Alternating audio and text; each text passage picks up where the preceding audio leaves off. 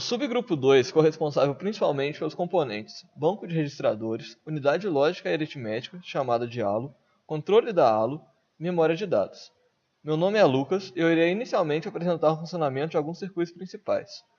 O banco de registradores, como podemos ver, possui 4 entradas e 2 saídas, 2 endereços de leitura, um de escrita e os dados a serem escritos. Saem dele os 2 dados lidos. Há também alguns sinais secundários entrando, que já serão explicados.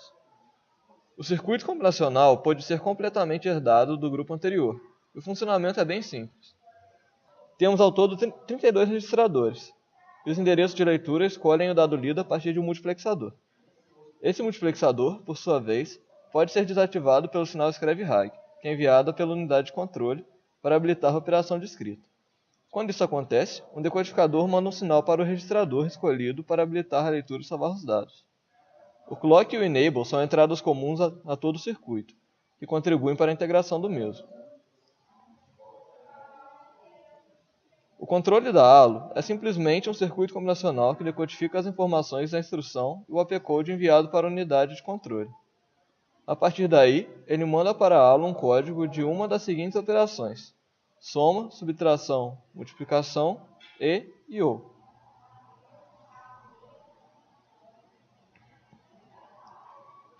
A ALU, por sua vez, recebe este código em um multiplexador e retorna o valor da operação entre 2 dados lidos para uma memória RAM, que garante a persistência da informação no momento entre os clocks do processador.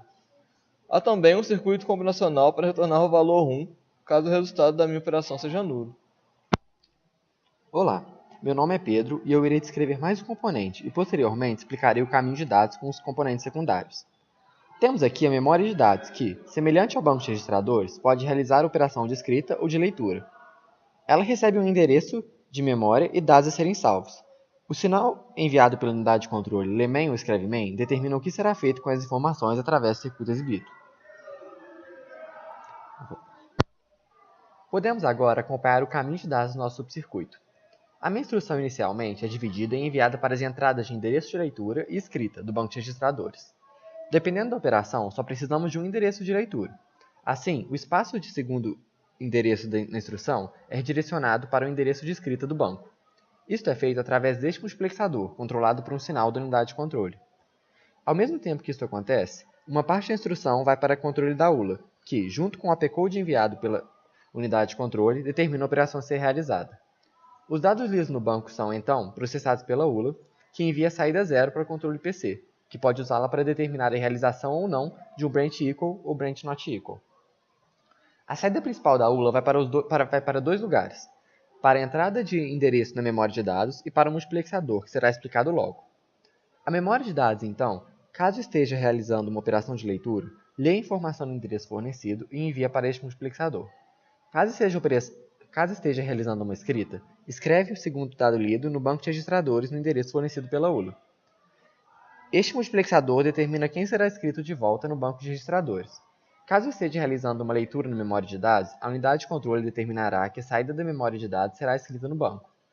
Caso contrário, a resposta da ULA retornará ao banco de registradores, onde será escrita, concluindo a operação. Por fim, é importante notar este multiplexador, que, controlado pela unidade de controle, determina se a segunda entrada na ULA será um dado lido no banco ou uma informação fornecida pela própria instrução, como no caso de offsets. Este pedaço da instrução é adaptado para a ULA por este extensor de sinal, que estende os 16 bits fornecidos para 32. Enfim, é basicamente isso o nosso subcircuito. Obrigado pela atenção.